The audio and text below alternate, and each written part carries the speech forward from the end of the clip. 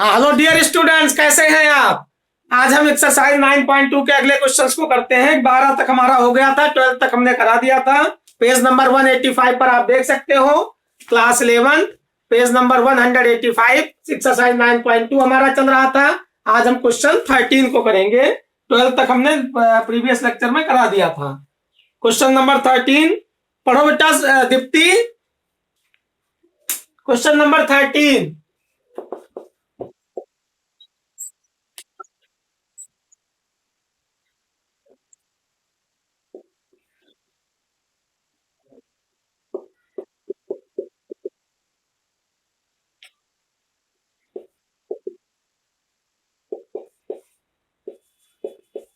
कह रहे हैं एक एपी है, find the if an AP the sum of nth terms, एक एपी में sum of nth terms 3n square plus 5n है, उसका mth टर्म्स 164 है। तो आप पता करो कि m की वैल्यू क्या है।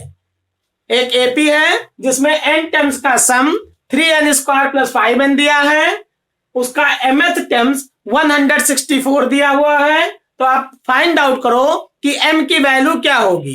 ये आपका क्वेश्चन नंबर 13 है, एक्सरसाइज 9.2 का पेज नंबर 185 पर, क्लास 11 आप लिख सकते हो यहाँ, क्लास 11 का।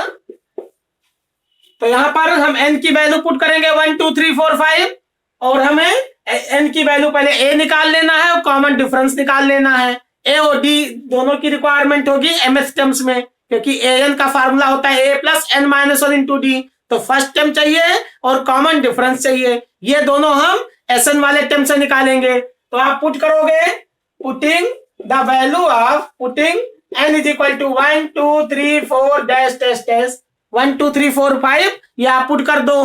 तो यहाँ n एसएन वाले में 1 रखोगे तो n के प्लेस पर 1 रखो, तो s1 is equal to 3 into 1 का whole square plus 5 into 1, n के प्लेस पर 1 रखना है। तो 3 इंटू 1 का होल स्क्वायर 1 हो जाएगा, प्लस 5, 1 में 5 ऐड करो 8 आ गया। S1 मतलब क्या हुआ, sum of first terms. Sum of first terms मतलब पहला टर्म्स ही हो जाएगा। तो S1 आपका a की वैल्यूज को प्रमोट करेगा। S1 क्या है, a की वैल्यू को प्रमोट करेगा। a की वैल्यू 8 हो गई, तो S1 is equal to a हम लिख सकते हैं। S1 क्या है, पहला टर्म्स है, फर्स्ट टर्म्स है। अब ऐसे 2 रखोगे तो S2 is equal to n के प्लेस पर 2 रख के कैलकुलेट करो, तो 3 इंटू 2 का होल स्क्वायर प्लस 5 इंटू 2, यहाँ आ गया 3 इंटू 2 का होल स्क्वायर 4 होता है, और 5 2 जा 10, 3 4 जा 12, 12 में 10 ऐड करो तो 22 हो गया। अब S2 मतलब क्या हुआ, दो टर्म्स का सम। S2 मीन्स दो terms, sum of two terms, sum of two terms. S2 means हुआ A1 plus A2, A1 plus A2 मतलब सम ऑफ टू टर्म्स। A1 क्या होता है, S1 होता है, पहला टर्म्स होता है, प्लस में A2 is equal to S2। तो S2 यहाँ प्लस S1 है, इधर लाओगे minus S1 is equal to A2। अब S2 की वैल्यू आप निकाल चुके हो, 22 आया है, और S1 की वैल्यू, S1 क्या है, फर्स्ट टर्म्स है, A1 है। S1 हाँ बोलो। तो यहाँ पर S2 की वैल्यू 22 आ गया। S1 की वैल्यू, S1 आपको A1 है, फर्स्ट टर्म्स दिया हुआ है, तो A1 की वैल्यू कितना दिया है, 8। तो 22 minus 8, 22 minus 8 is equal to A2। अब 22 में से 8 माइनस करोगे तो 14 आ जाएगा, 14 A2 हो गया। तो सेकंड टर्म्स आपको 14 मिल गया। अब फर्स्ट टर्म्स आपका 8 है और सेकंड टर्म्स कितना है, 18 है, तो 14 है। तो हम कॉमन डिफरेंस निकालेंगे, कॉमन डिफरेंस। तो कॉमन डिफरेंस D बराबर क्या होता है, A2 minus A1। Second terms में से फर्स्ट टर्म्स माइनस करो, तो 14 माइनस 8, तो ये आ गया 6। अब कॉमन डिफरेंस आपको D की वैल्यू 6 मिल गया। अब D आ गया और A मिल गया। अब आप AM का फार्मूला लगाओ, mth टर्म्स का, जैसे nth टर्म्स का होता है ऐसे mth टर्म्स का फार्मूला लगाओगे। तो mth टर्म्स का फार्मूला होता है AM बराबर A plus m minus 1 into D, ये mth टर्म्स का फार्मूला हो गया। अब AM की वैल्यू हम रखेंगे, AM is equal to A plus m minus 1 into D. अब AM की जगह हम रखेंगे 164 is equal to A means 8, A की वैल्यू 8 हो गया, और m माइनस 1 इंटू में D कॉमन डिफरेंस है, 6 आ गया। तो 64 इज इक्वल टू 8 प्लस में 6m माइनस 6, ब्रैकेट ओपन कर दिया, m माइनस 1 को 6 से मल्टीप्लाई करोगे तो 64 इज इक्वल टू 8 में से 6 माइनस करो 2 प्लस में 6m, यहाँ प्लस 2 है इधर लाओगे -2 हो जाएगा, तो 62 इज इक्वल टू 6m हो गया।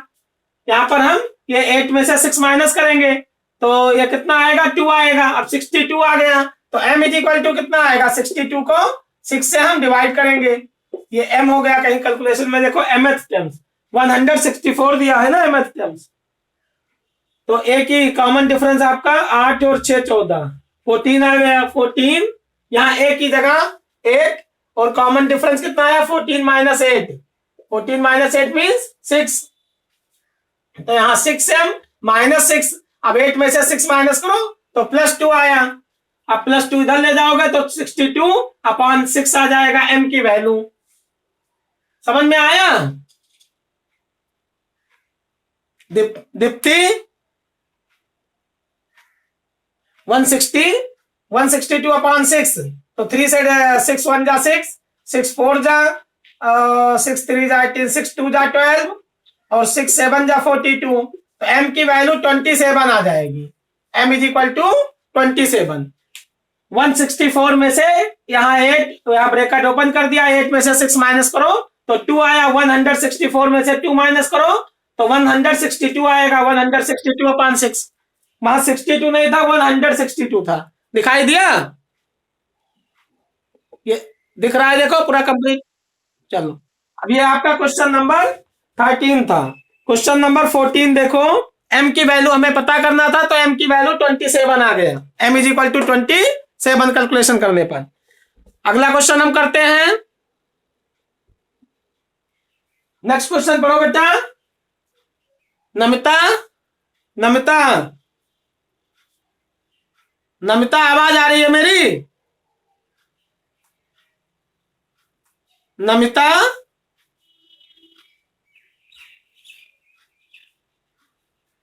दीप्ति पढ़ो, क्वेश्चन 14 पढ़ो।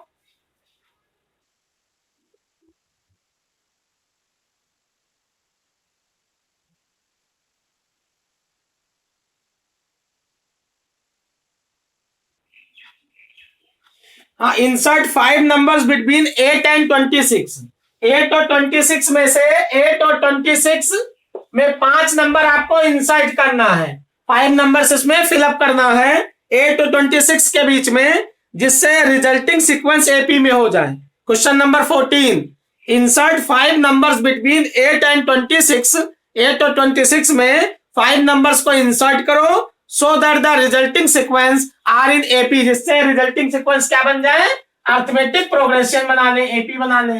तो 8 और 26 में 5 नंबर आपको इंसर्ट करना है जिससे रिजल्टिंग सीक्वेंस आपकी एपी में आ जाए। तो 5 नंबर हम मान लेते हैं, capital A1, capital A2, capital A3, capital A4, capital A5। 5 number आपने इंसर्ट कर दिया।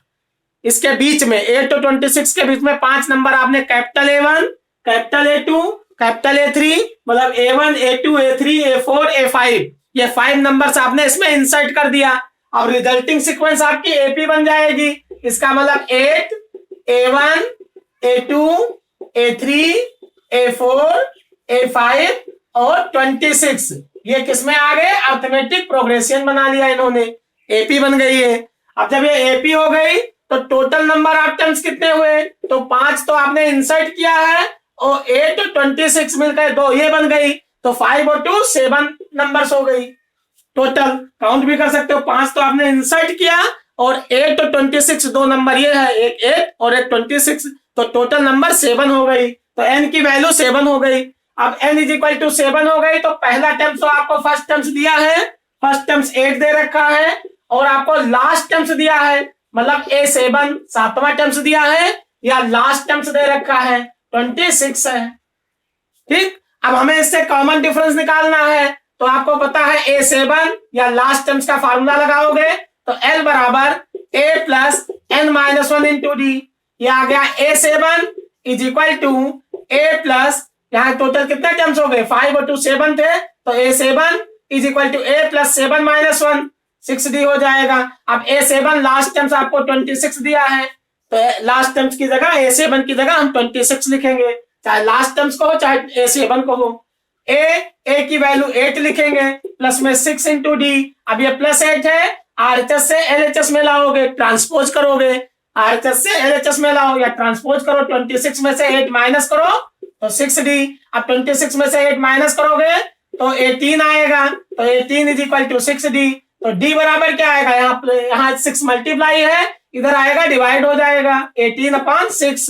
तो 6 1 जा 6, 6 3 जा 18, d की वैल्यू 3 आ गई। कॉमन डिफरेंस आपको पता चल गया। फर्स्ट टर्म्स ऑलरेडी आपको पता है, अब हमें सेकंड टर्म्स पता करना है। तो a1 बराबर, a1 आपका क्या है, सेकंड टर्म्स है, ये पहला टर्म्स ये है और ये सेकंड टर्म्स a1 है। तो सेकंड टर्म्स को हम क्या लिखेंगे, a2, यहाँ a2 बराबर a प्लस 1d, एक ही कॉमन डिफरेंस आएगा, तो a की वैल्यू 8 प्लस में 1 इंटू d की वैल्यू 3, तो 8 प्लस में 3, 8 में 3 ऐड करो 11 हो गया। मतलब कॉमन डिफरेंस आप ऐड करते जाओ। ऐसे a2 निकालो, तो a2 आपका थर्ड टर्म्स है, तो a2 बराबर a प्लस 2d, a की वैल्यू आप 8 और प्लस में 2 इंटू डी, डी की वैल्यू 3, तो 8 प्लस में 2 3 जा 6, 14 आ गया। तो ऐसे आपको 3 3 ऐड कर देना है, तो a1 आपको, a1 मिल गया 11, a2 मिल गया 3 ऐड करो 14, ऐसे a3 कितना आएगा, 14 में 3 ऐड करो, कॉमन डिफरेंस ऐड करते जाओगे, तो 14 और 3 17, a4 कितना आ जाएगा 20 और a5 कितना आ जाएगा 23, 3 3 आप कॉमन डिफरेंस ऐड कर देना है। तो यही हमें a1, a2, a3, a4, a5 पांचों जो आपने इंसर्ट किया है, इनकी वैल्यूज को हमें फाइंड आउट करना था।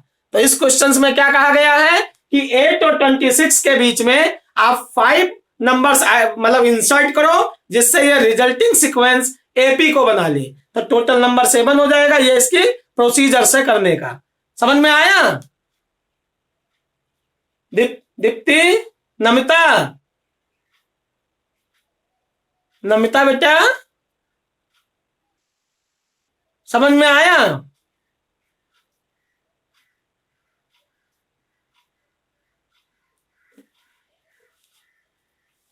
अगला क्वेश्चन पढ़ो, क्वेश्चन नंबर 15 पढ़ो नमिता, आप पढ़ो, रीडिंग करो। 9.5 9.2 का 15 number question, page number 185। Namita,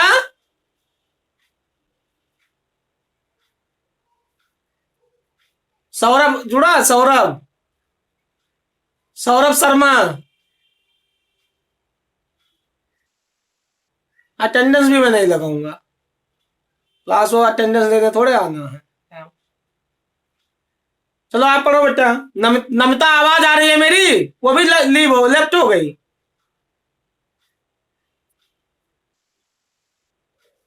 पढ़ो बेटा 15 नंबर क्वेश्चन, बुक ही लेके नहीं बैठते हैं। हाँ, नमिता आवाज बोल क्यों नहीं रही है फिर?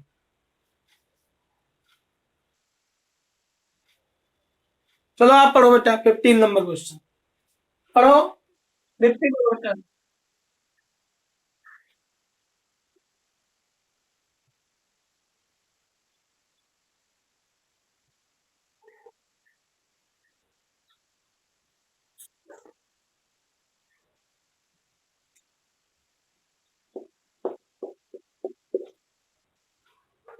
ए की पावर n प्लस बी की power n divided by a to the power n minus 1 plus b to the power n minus 1 is equal to, is the arithmetic mean between a and b, find the value of n।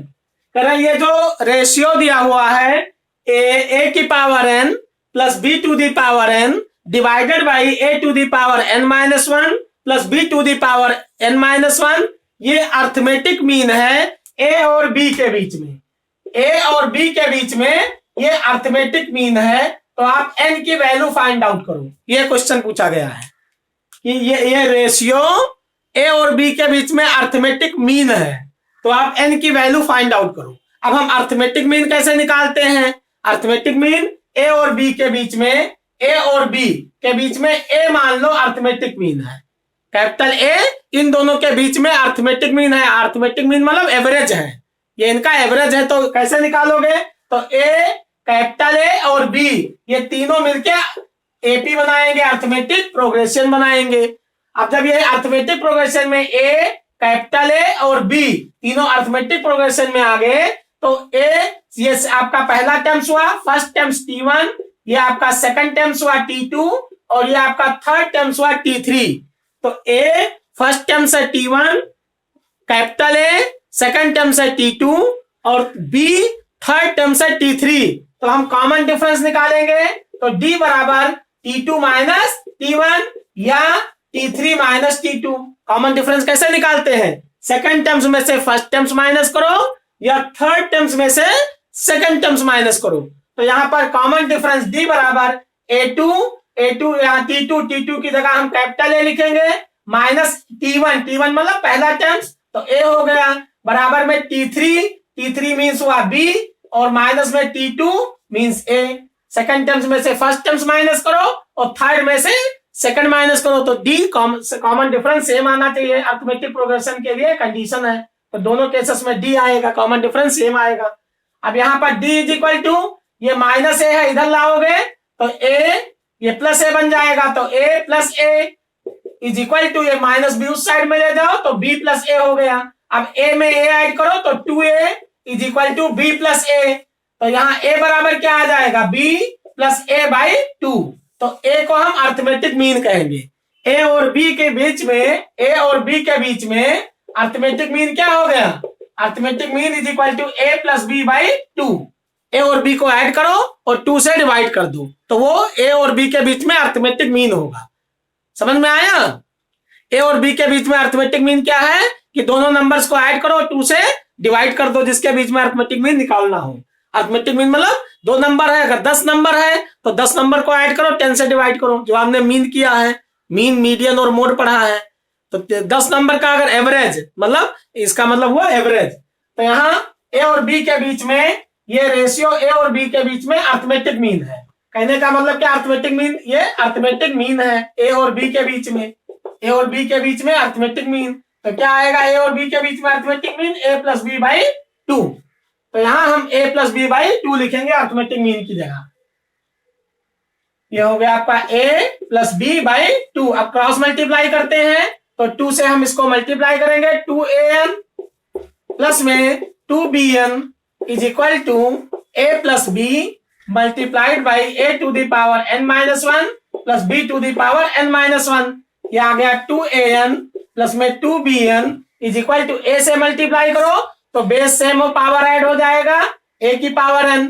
a से इसको multiply करोगे तो a b की power n minus 1 plus में b से multiply करो मतलब bracket open कर दिया तो b a की पावर n माइनस 1 प्लस में b को b की पावर n से मल्टीप्लाई करो तो b पावर n हो जाएगा क्योंकि यहाँ n की पावर a की पावर 1 है, यहाँ n माइनस 1 है। तो if bases are same then power will be added in case of multiplication. जब हम a को मल्टीप्लाई करते हैं an माइनस 1 से तो a की power 1 plus n minus 1 cancel हो जाएगा, a की पावर n हो जाएगा क्योंकि bases are same then power will be added in case of multiplication. ये हमने लॉज ऑफ एक्सपोनेंट पढ़ रखा है 7th क्लास में, लॉज ऑफ एक्सपोनेंट के केस के थ्रू। तो यहाँ पर अब हम ये सारे टर्म्स को इधर ले आएंगे तो 2a की पावर n प्लस 2b की पावर n माइनस में a की पावर n माइनस में a b की n माइनस 1 a b की पावर n माइनस 1 माइनस में b a की पावर n माइनस 1 माइनस में b की power n is equal to 0। यहाँ 2a की पावर n में से a की पावर n माइनस हो जाएगा तो a की पावर n बचेगा और 2b की पावर n में से b की पावर n माइनस होगा तो यहाँ पर प्लस में b की पावर n बचेगा माइनस में a b n minus 1 minus में b a n minus 1 is equal to 0। अब यहाँ इसमें और इसमें हम कॉमन ले लेते हैं, इन दोनों में हम a की पावर n माइनस 1 कॉमन ले लेते हैं तो यहाँ क्या बचेगा? a की पावर n माइनस 1 कॉमन निकल गया तो एक a बच गया। a की पावर n माइनस 1 जब बाहर लोगे तो a इंटू a की power n minus 1 is equal to a की पावर n होता है। तो a की पावर n माइनस 1 जब कॉमन ले लोगे तो क्या बचेगा? a बचेगा। यहाँ माइनस में यहाँ क्या बचेगा? b, तो a माइनस b हो गया। इन दोनों में हम कॉमन क्या लेंगे? b की पावर n माइनस 1।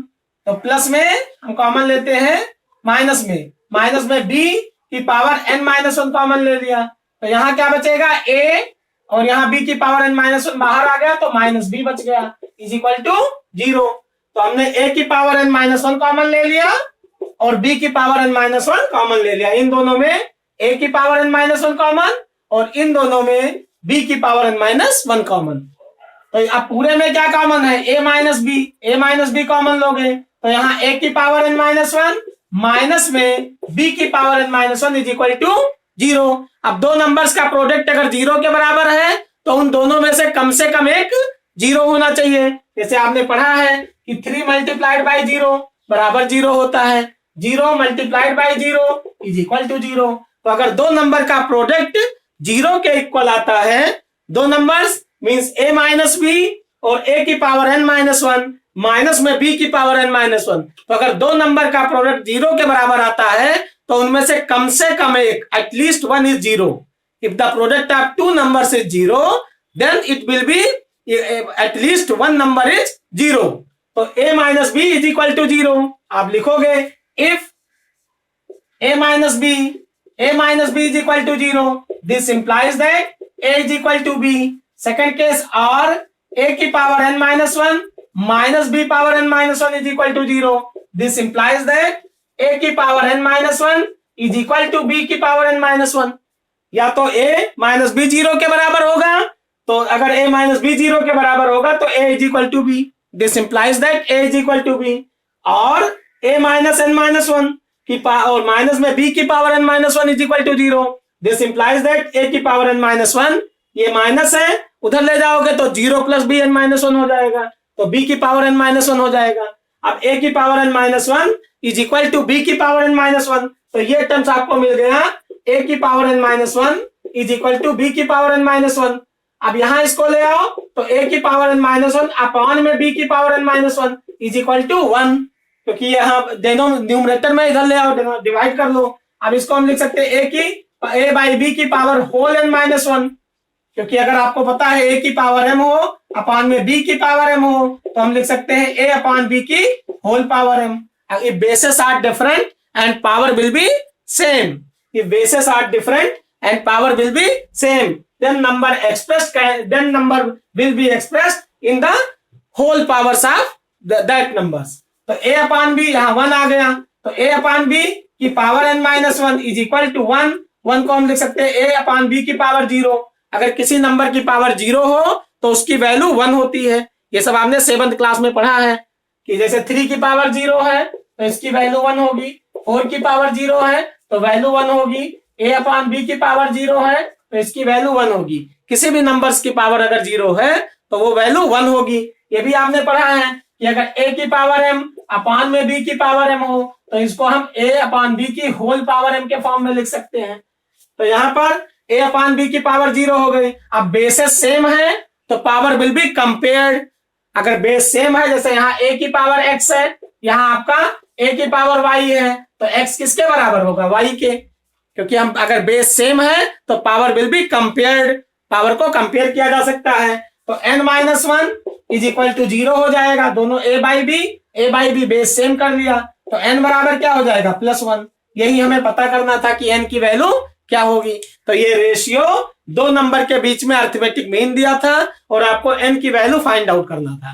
तो दो नंबर के बीच में arithmetic mean a plus B by 2 होता है। बहुत इंपॉर्टेंट क्वेश्चन है, इसी का एक ज्योमेट्रिक मीन भी दिया है, आगे करोगे आप 9.3 एक्सरसाइज में। समझ में आ गया बेटा? दीप्ति,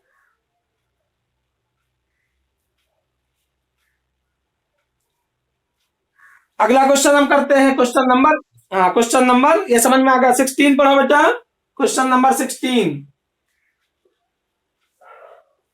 अभी तो है टाइम।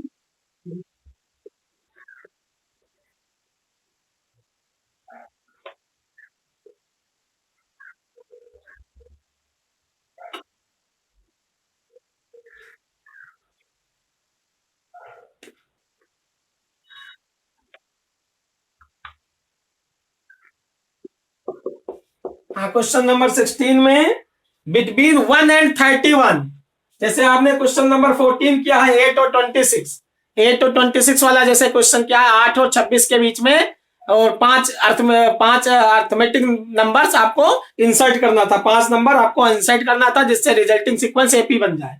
ऐसे आपको 1 और 31 के बीच में 1 और 31 के बीच में 5 नंबर कितने नंबर इंसर्ट किया गया?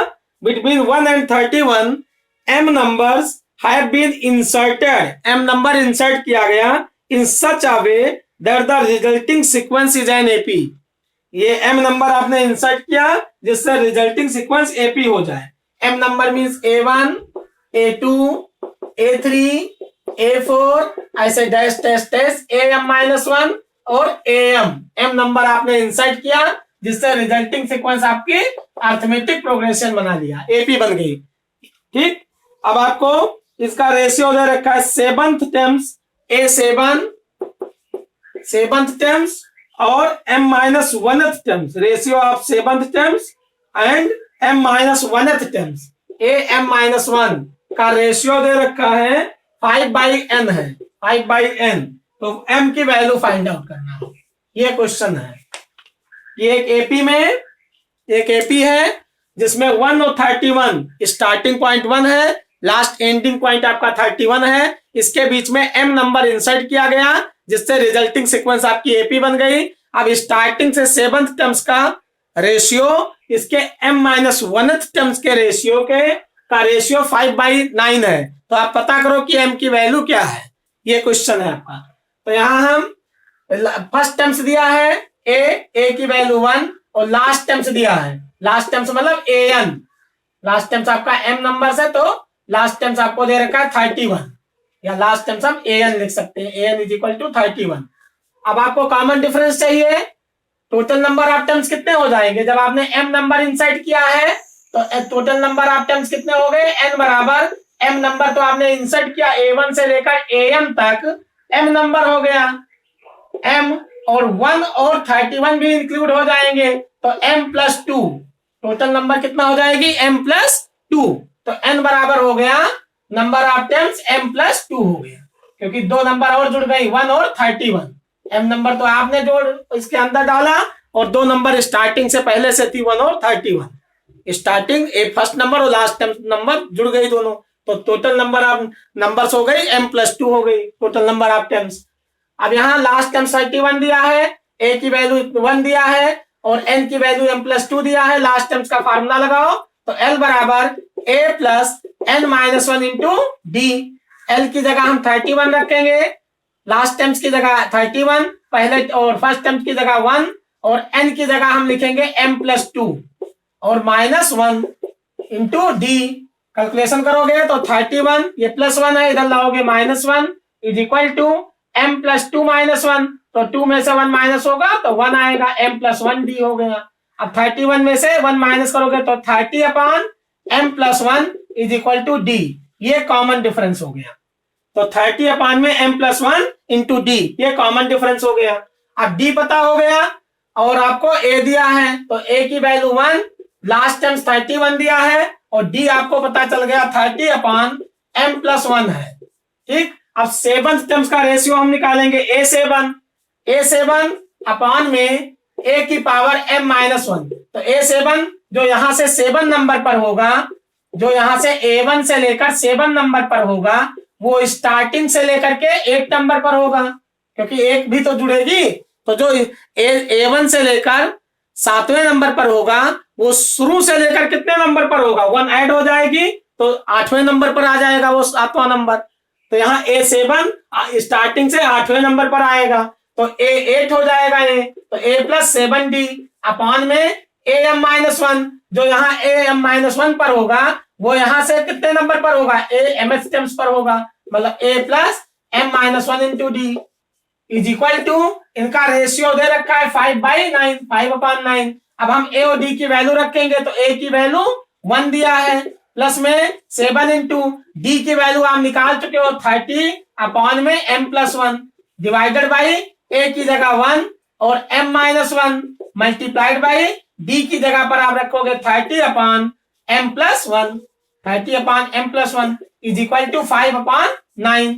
ये आपका कैलकुलेशन हो गया। अब आप सॉल्व करो तो 1 प्लस यहाँ पर 7 3 जा तो 210 अपॉन में m+1 डिवाइडेड बाई 1 प्लस में 30 से इसको मल्टीप्लाई करोगे तो 30m माइनस में 30 अपॉन में m+1 इज इक्वल टू 5/9। अब यहां पर हम एलसीएम 1/1 करके क्रॉस मल्टीप्लाई करेंगे, 1/1 करके क्रॉस मल्टीप्लाई करेंगे तो m+1 प्लस में 210 अपॉन में m+1 डिवाइडेड बाई m+1 और प्लस में 30m माइनस में 30 अपॉन में m+1 इज इक्वल टू 5/9 हो गया 5/। अब यहाँ m सॉल्व करो तो m प्लस में 210 में एक जोड़ोगे तो 211 211 अपॉन में m+1 डिवाइडेड बाई यहाँ पर m प्लस में 30m में m ऐड करो तो 31m और -30 + 1 -29 हो जाएगा अपॉन में m+1 इज इक्वल टू 5/9। अब m+1 से m+1 कैंसिल हो गया, m+1 से m+1 कैंसिल हो जाएगा। फिर आगे हम यहाँ पर m + 211 divided by 31m - 29 is equal to 5/9। आगे हम और कैलकुलेशन करते हैं, ऊपर रब कर देते हैं।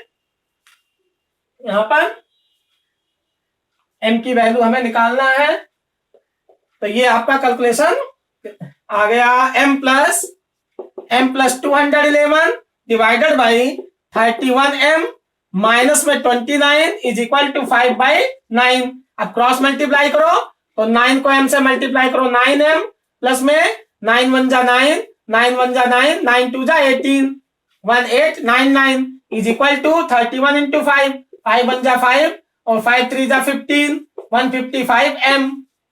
ठीक, 5 1 जा 5 और माइनस में 29 को 5 से मल्टीप्लाई करो तो 9 5 जा 45 और 5 2 जा 10 और 4 10 और 4 14 हो गया। अब नंबर एक तरफ करो तो 1899 minus 145 is equal to 155m minus में 9m। ये आ गया 1899 में से 145 माइनस करोगे, 9 में से 5 माइनस करो 4, 9 में से 4 माइनस करो 5 और 8 में से 1 माइनस करो 7 और 1 इज इक्वल टू 155 में से 9 माइनस करोगे तो 6 146m हो गया। तो m बराबर क्या आएगा 1754 अपॉन में 146। तो 1754 को 146 से डिवाइड करना है। अब आप इसको 2 से डिवाइड कर लो, 2 7 जा 14 2 3 जा 6, यहाँ 2 8 जा 16 2 7 जा 14 2 7 जा 14 कैंसिल हो गया। 73 को डिवाइड करोगे 73 इंटू 8 7 7 यहाँ डिवाइड करो 73 1 जा 73 माइनस करोगे तो 4 और 1